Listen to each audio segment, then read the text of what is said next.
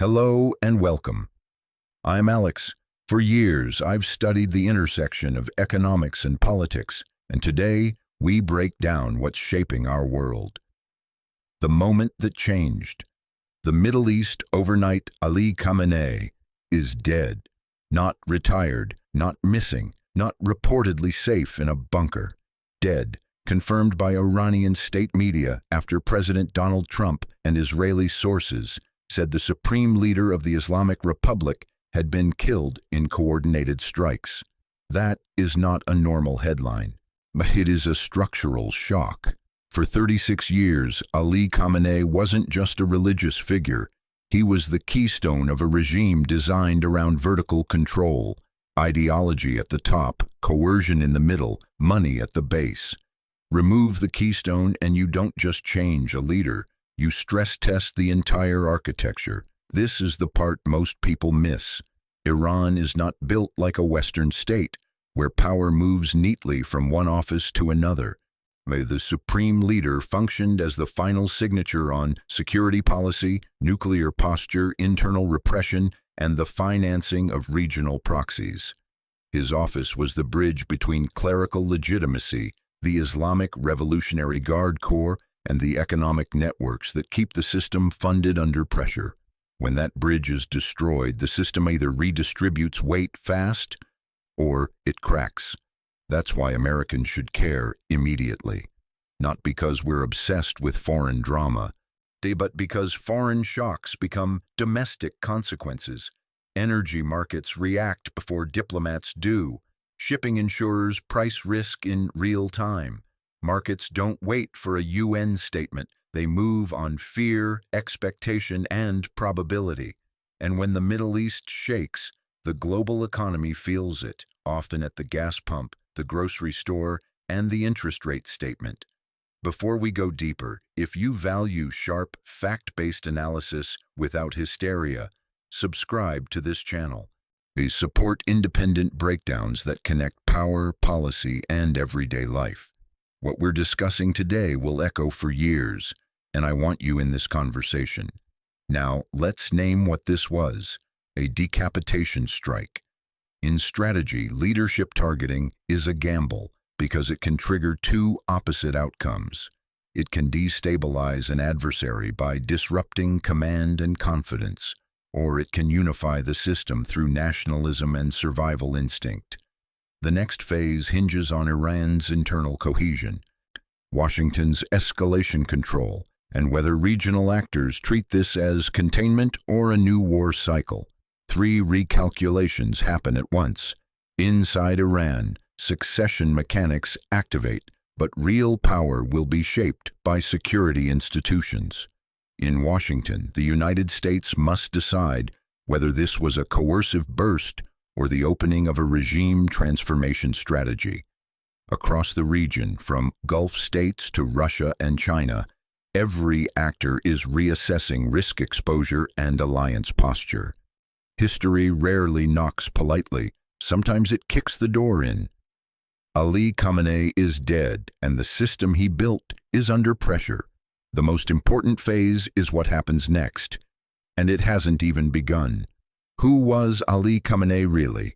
The architect of confrontation, Ali Khamenei, was not supposed to become the most powerful man in Iran. When Ayatollah Ruhollah Khomeini died in 1989, many inside the Islamic Republic saw Ali Khamenei as a compromise figure, someone who could hold the position without dominating it.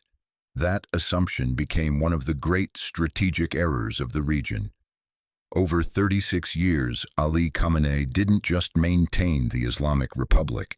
He hardened it into a disciplined security state with ideological branding and global reach. The key to his rule wasn't charisma, it was architecture. He understood a brutal truth about power. Emotions start revolutions, but institutions keep them alive. So he built layered control. At the top, the Supreme Leader's office sat above elected presidents and parliaments. Beneath it, clerical bodies, intelligence organs, and, most importantly, the Islamic Revolutionary Guard Corps expanded from a revolutionary militia into the spine of the regime. And here's the economic heart of it. The Islamic Revolutionary Guard Corps wasn't simply protecting the state. It became the state's financial engine. Under sanctions, so power and profit merged. Control of construction, energy infrastructure, ports, logistics, and sanction evasion networks created a system where loyalty was rewarded not just with status, but with revenue. That is how authoritarian resilience works. You bind the security elites to the regime by making survival profitable. On the external front, Khamenei played the long game. Iran could not match the United States or Israel conventionally, so he invested in asymmetric leverage, ballistic missiles, on drones, cyber capabilities, and a network of proxies designed to keep conflict off Iranian soil and close to Israel's borders and global shipping routes. Hezbollah in Lebanon, Hamas in Gaza, and the Houthis in Yemen were not random allies. They were strategic buffers and pressure valves. On the nuclear file, his approach was not simply technological ambition, it was bargaining leverage. Uranium enrichment functioned as strategic ambiguity, close enough to deter, ambiguous enough to complicate unified retaliation. The point was leverage over time, not necessarily a single moment of breakout. At home, he made one consistent choice: cohesion over compromise. When reform movements surged, student protests, the Green Movement in 2009, unrest after Mahsa Amini's death, he treated them as existential tests. Repression wasn't just cruelty, it was a signal to elites that the state would not hesitate. That message preserves elite confidence, and elite confidence preserves regime continuity. Sanctions intended to weaken Iran often strengthened this model. External pressure validated the regime's siege narrative and expanded the IRGC's economic role through sanction evasion. This is the paradox. Isolation can hollow out a population while hardening an elite. Khamenei's legacy is not best measured by speeches, it is measured by structure. He fused theology with deterrence and economics with security. For decades, that machine endured. And now that he's gone, the critical question is whether the machine was institutional or personal. If it was institutional, it adapts. If it was personal, it fractures. And that difference will shape not only Iran's future, but the global balance of risk. Trump's gamble: decisive victory or strategic overreach. Donald Trump has never preferred half steps. His instinct is disruption with a clear message. Strength creates leverage. The strike that killed Ali Khamenei fits that worldview. Force used not only to destroy, but to reshape the opponent's decision space. But here's the hard truth: clear messaging does not guarantee clear outcomes. Trump's apparent doctrine here is coercive dominance. Hit hard, hit fast, target the leadership and the enabling infrastructure, and compress Iran's options until compliance is cheaper than resistance. That's coercive diplomacy at maximum volume. This strategy relies on two assumptions. And first, that Iran values survival over escalation. Second, that Iran's internal structure is brittle enough to crack under pressure. Trump is betting both are true. There is strategic logic behind that bet. Leadership targeting can disrupt command chains, undermine elite confidence, and accelerate internal bargaining between factions. It can also create momentum for negotiation by demonstrating that safe zones don't exist. If Iran believes the cost curve is rising and the ceiling is unknown, now it may pursue an off-ramp. But the Iraq lesson hangs over every decapitation campaign. Military dominance is not the same as political control. The United States can break systems quickly. Shaping what replaces them is harder. Trump's team appears to reject occupation-style thinking, instead aiming for external pressure that produces internal recalibration. That's a different model, but still risky. There's a financial layer too. War is fought with missiles, but also with expectations. The energy markets, insurance markets, defense markets, they all react to escalation cues. A decisive strike can restore deterrence and lower long-term risk, but it can also inject volatility that becomes inflationary pressure at home. Americans feel foreign policy most reliably through prices: gas, shipping, credit. Another layer is coalition management. Israel and the United States may align on the threat, but their tolerances and objectives are not identical. Washington must balance deterrence with regional stability, alliance cohesion, and domestic economic confidence. Israel calculates security in minutes. The United States calculates it in systems. Trump's gamble is that acceleration produces stability, quick shock, quick leverage, and a controlled end. That requires escalation discipline. Escalation ladders are easy to climb and hard to descend, especially when pride and survival are involved. The outcome hinges on what Iran does next and what Washington signals next. If U.S. messaging implies open-ended regime dismantlement, Iranian hardliners consolidate and retaliate harder. If U.S. messaging defines a ceiling and an off-ramp, Tehran may seek to survive with concessions rather than gamble on expansion. Trump has chosen speed over caution. The world will now test whether speed produces deterrence or momentum that no one fully controls. That's the difference between decisive victory and strategic overreach, and the line is thinner than most people think. Israel's calculus: security first, collapse optional. Israel does not think in election cycles, it thinks in threat cycles. Geography forces that. Israel has minimal strategic depth. What would be distant for a large country is minutes away for Israel. That reality shapes its doctrine. Preempt threats before they mature. For years, Israel viewed Iran as the architect of a ring of pressure: Hezbollah in Lebanon, Hamas in Gaza, the Houthis in Yemen disrupting maritime trade, and Iranian-linked infrastructure in Syria.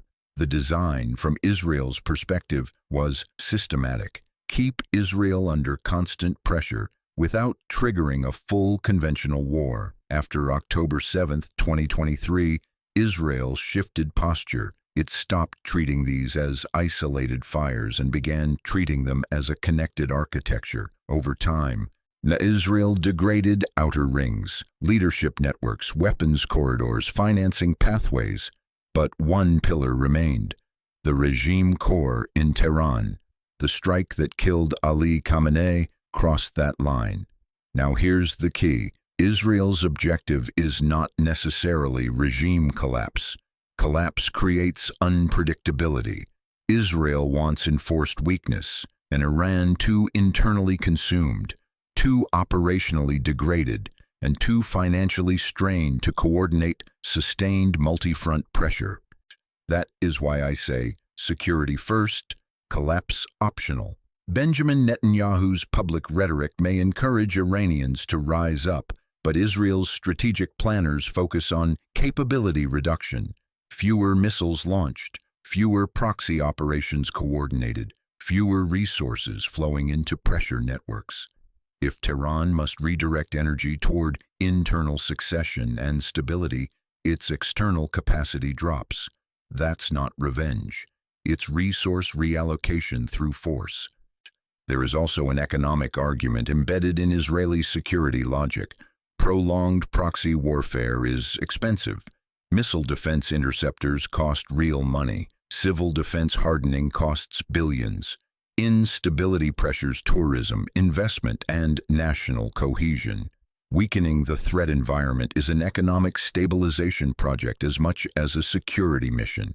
Israel also knows the risks. Fragmentation in Iran could produce volatility and rogue escalation. That's why Israel's approach tends to be systematic rather than theatrical.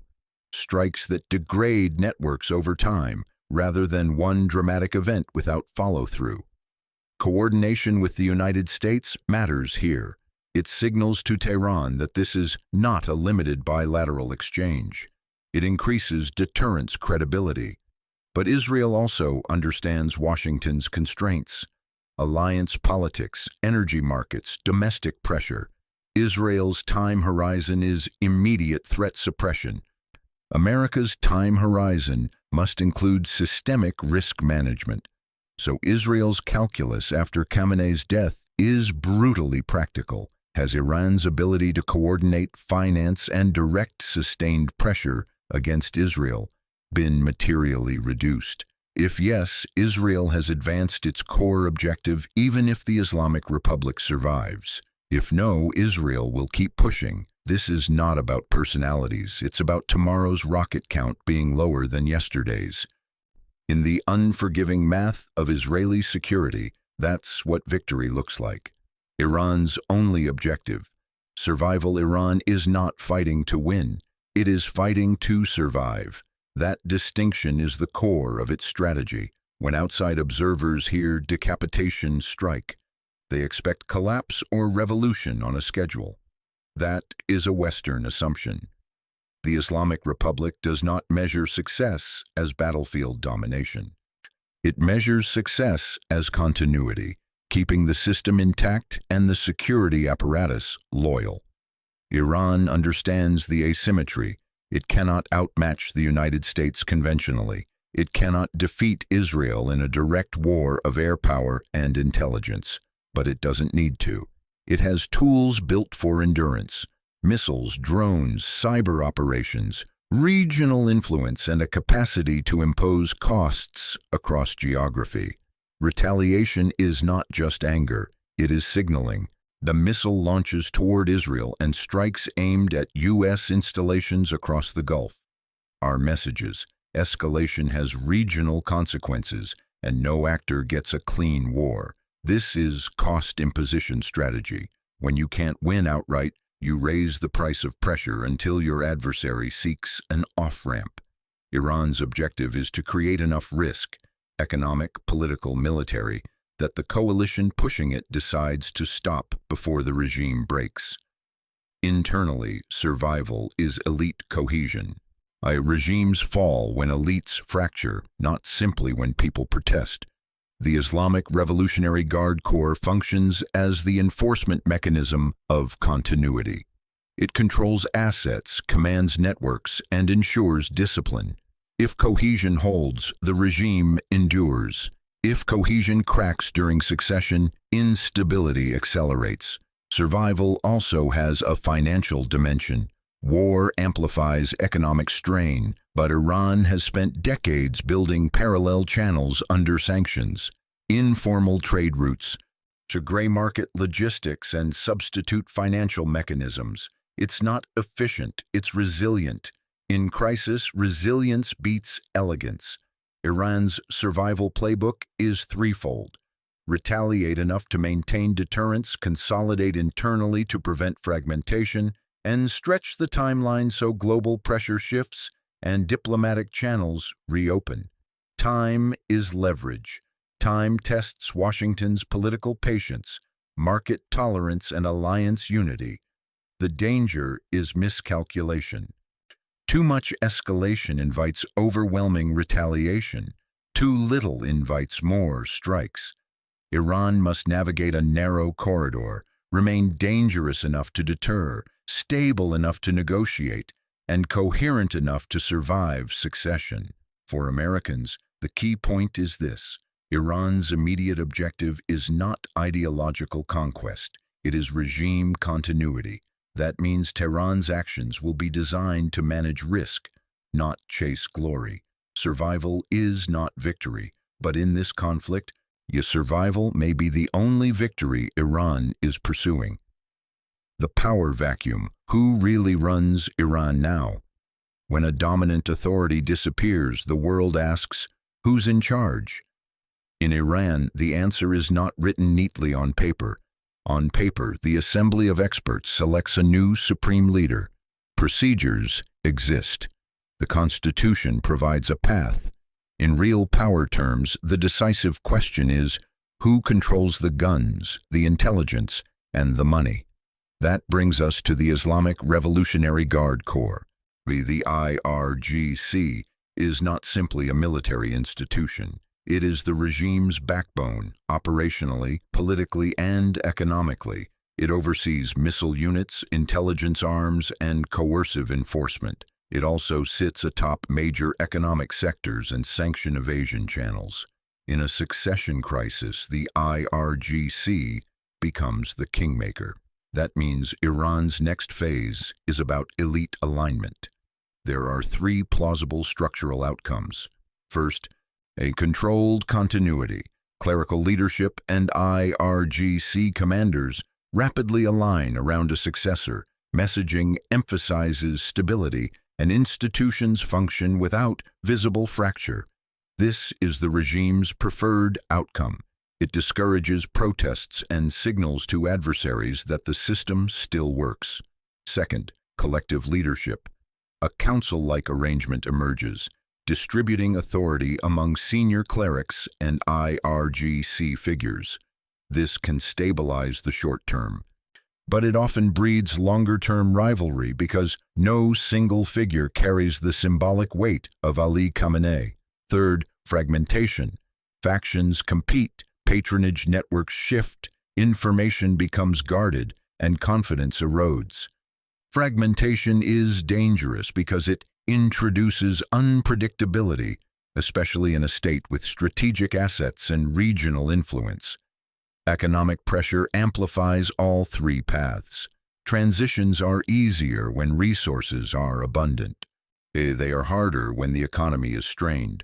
Control over state-linked revenue streams becomes political leverage. Succession becomes not only theological but economic. Legitimacy is another challenge.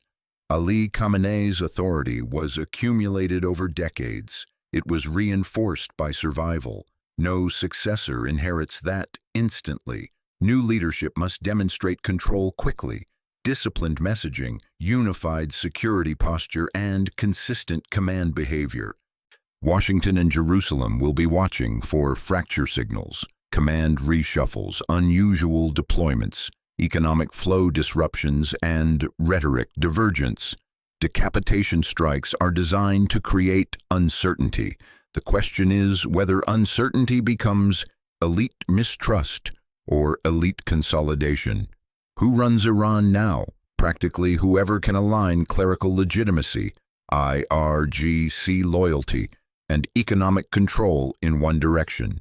If that alignment holds, the regime persists. If it cracks, the region enters a more volatile chapter. This is not personality politics. It is structural cohesion under stress. The economic battlefield, oil, energy, and American households. War doesn't stay on the battlefield. It enters your budget. When Ali Khamenei was killed and President Donald Trump confirmed it, markets didn't wait for a diplomatic script. Energy markets respond to risk, not speeches. And the Middle East remains the world's most sensitive energy artery. A major share of global oil flows through the Strait of Hormuz. That choke point does not need to be closed to create economic pain. It only needs to feel threatened. Traders price fear into futures, insurers price fear into premiums, shipping companies price fear into rates. That fear becomes a risk premium, an invisible tax on every barrel. Then it hits home. Higher crude prices become higher gasoline prices. Higher diesel costs raise shipping expenses. Shipping expenses raise food prices. Airlines adjust fares. Manufacturers absorb cost or pass it to consumers. Inflationary pressure returns, not through abstract theory, but through routine purchases. America is a major energy producer, but it is not sealed off from global pricing. Oil is globally priced. Instability in the Gulf can raise prices in Texas and California the same day. Even if U.S. output remains stable, global benchmarks move on expectations of disruption. Iran's leverage here is asymmetric. It doesn't need a dominant navy. It needs credible disruption capability, missiles, drones, fast boats, mines. and the willingness to create uncertainty. Even small incidents can drive big price reactions because the world's energy system is tightly coupled to confidence. There's a second economic channel: defense spending. Escalation tends to increase procurement and readiness costs. Certain sectors benefit, but federal spending rises, and fiscal strain accumulates, especially in a debt-heavy environment. Energy shocks can also complicate interest rate decisions, tightening credit and slowing growth. For American households, this is the blunt reality.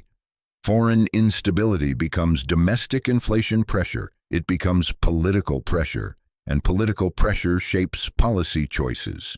This is why escalation control matters economically. A contained conflict can stabilize risk premiums. A widening conflict locks in volatility. The volatility is costly. It discourages investment, raises borrowing costs, and weakens consumer confidence. So the economic battlefield is already active. It's measured in futures contracts, insurance pricing, shipping rates, and your monthly budget. The missiles may be far away. The price signals are not. The global chessboard: Russia, China, and the UN divide. Once Ali Khamenei was killed and President Donald Trump confirmed it, this stopped being only a regional crisis. It became a global alignment test. The United Nations Security Council didn't produce unity. It produced a mirror. The world is fractured, multipolar, and increasingly competitive. Russia condemned. China urged restraint. Europe called for de-escalation. Washington defended the operation as lawful. Iran framed it as aggression. Israel framed it as survival. That divide isn't just moral disagreement, it's strategic positioning. For Russia, this conflict is an opportunity to portray the United States as destabilizing, to deepen narratives of Western hypocrisy, and to benefit from American distraction. Moscow doesn't need to fight directly to gain leverage. It needs the U.S. attention span divided and its alliances strained. For China, the priorities are energy security and economic corridors. Beijing wants stability in the Gulf because instability threatens supply chains, but it also doesn't want U.S., a power reinforced through unilateral force. So it emphasizes sovereignty, non-interference, and diplomacy, language that appeals broadly across the global South. Under the surface, escalation can accelerate realignment. The more isolated Iran becomes from Western systems, the more it may lean into alternative economic partnerships, energy agreements, infrastructure deals, financial mechanisms that reduce reliance on the dollar system. Conflict can become an engine of economic realignment. This affects American power in a non-obvious way. The dollar's global role is reinforced by energy trade and trust in stability. Prolonged disorder encourages experimentation with alternatives, not because alternatives are better, but because risk pushes diversification. Europe sits in the middle. It wants containment and stability because energy volatility and refugee pressures are direct risks. European alignment with Washington depends heavily on escalation control and market stability. The key point: this is not simply a battlefield contest, it's an influence contest. How this operation is perceived, disciplined deterrence or reckless destabilization, will shape alignment incentives across the world. In multipolar competition, perception is power. Russia wants American credibility to erode. China wants American dominance constrained. The United States wants deterrence reinforced without entanglement. The UN divide is not theater. It's the scoreboard of a shifting global order. Our regime change, fantasy strategy, or controlled chaos. Regime change is the most seductive and most dangerous phrase in foreign policy. It sounds decisive. It feels like closure. It is rarely either. When President Donald Trump said Ali Khamenei's death created a chance for Iranians to take back their country. He inserted regime change into the strategic conversation. The real question is whether regime change is a realistic objective, a pressure tactic, or an entry point into controlled chaos. Start with structure. The Islamic Republic is not a one-man regime. Ali Khamenei was the apex, but power runs through the Islamic Revolutionary Guard Corps, intelligence services, clerical networks, and economic patronage channels. Leadership removal stresses the system, but doesn't erase it. Regime change typically requires elite fragmentation. Historically, regimes fall when internal elites split. The economy can no longer fund patronage. And security forces lose cohesion. Public protest matters, but elite cohesion is decisive. So the key variable is whether the IRGC stays unified. If it does, continuity is likely. If it fractures, transition becomes possible, yet not necessarily democratic and not necessarily stable. Then comes the American dilemma. Are we prepared for the day after? Iraq in 2003 shows how quickly a state can collapse and how slowly political order can be rebuilt.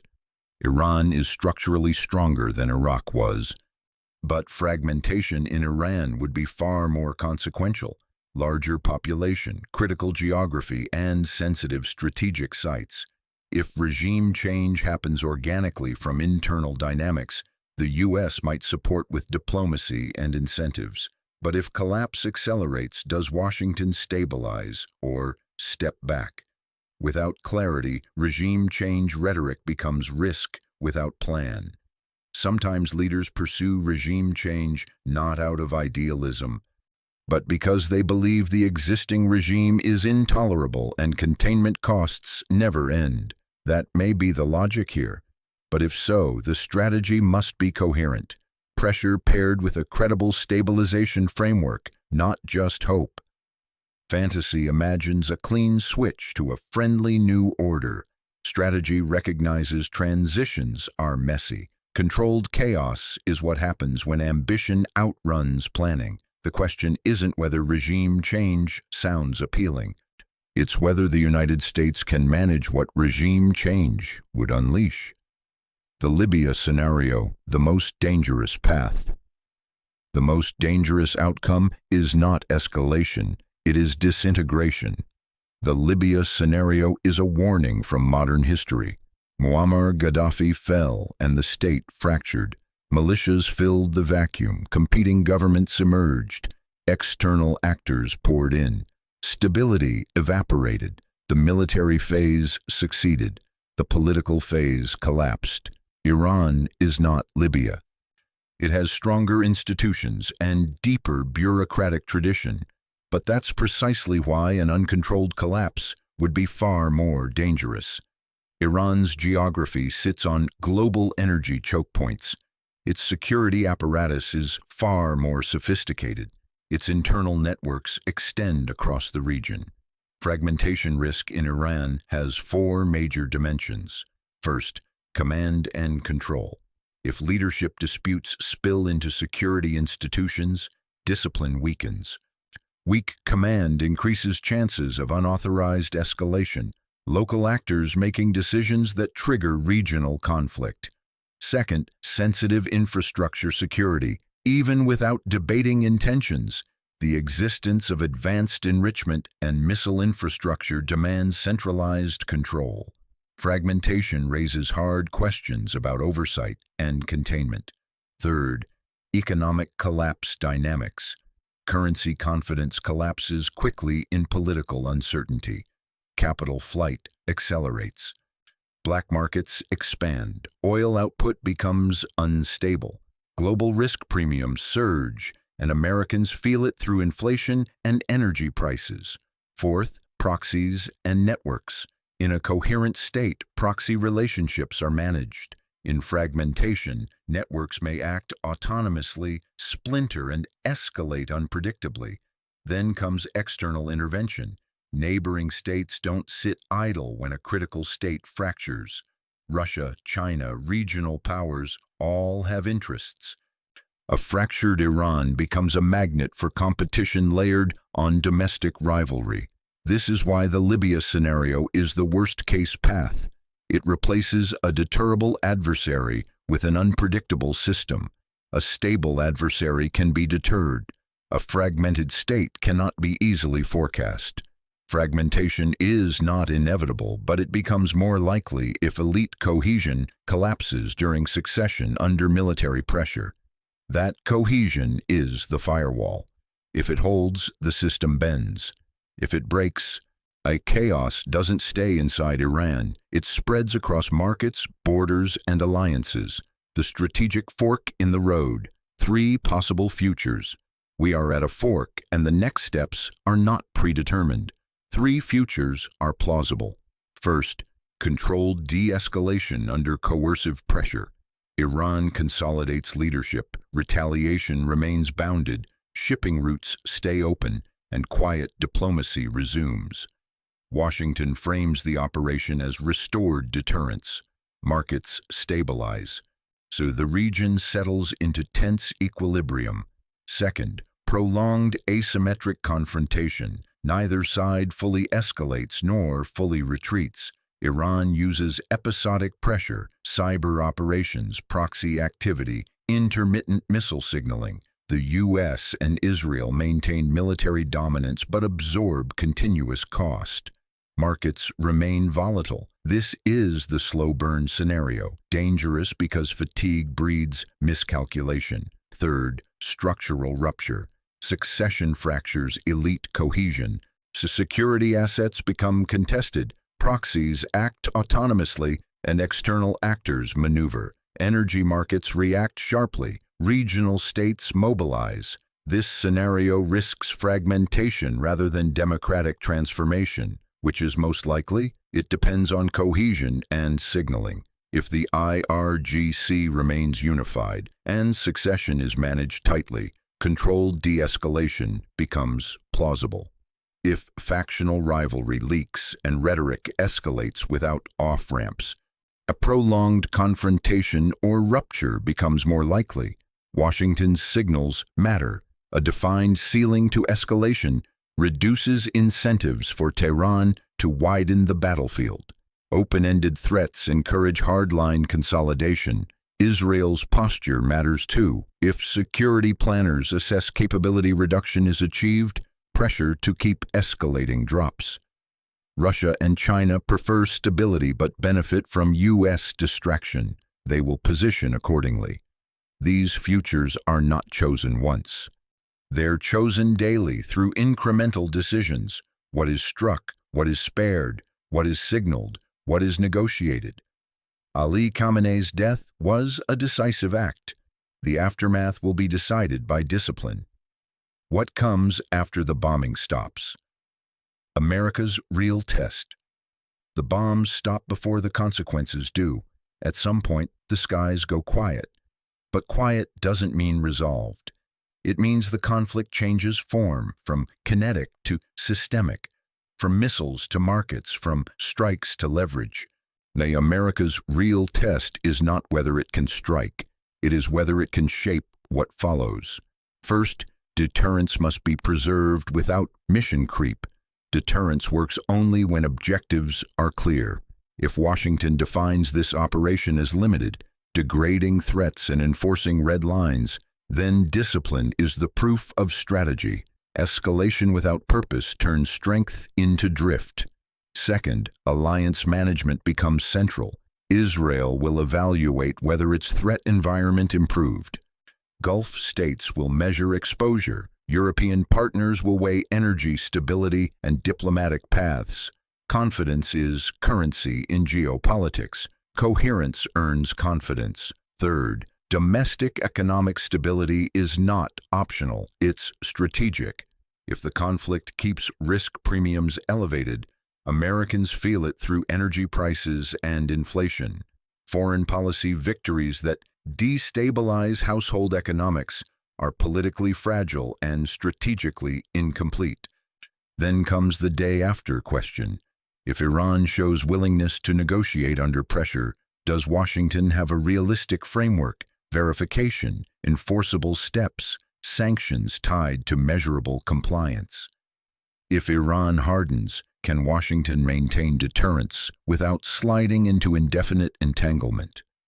Russia and China will judge U.S. discipline in the aftermath, not only the strike. They will look for alliance fractures and economic vulnerabilities. In a multipolar world, strength without strategy looks impulsive. Strength with discipline reinforces credibility.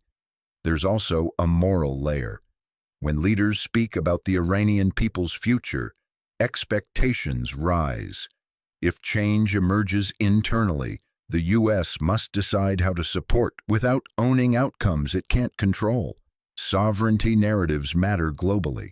Legitimacy matters locally. After the bombing stops, diplomacy becomes the main battlefield. Back channels open, markets listen for tone shifts. The alliances recalibrate. The question is not simply what America can do to Iran. The question is what America can build after it acts. History will judge not only the strike that removed Ali Khamenei, but whether the United States managed the aftermath with restraint, clarity, and purpose. Because shaping peace is harder than launching strikes, and the hardest work begins when the explosions fade.